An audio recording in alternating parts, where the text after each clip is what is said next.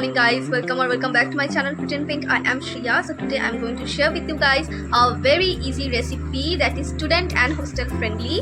We do not require a lots of ingredients. Basic सी चीज़ें जो भी घर पे अवेलेबल है उसी से बनाए हैं. So let's get started.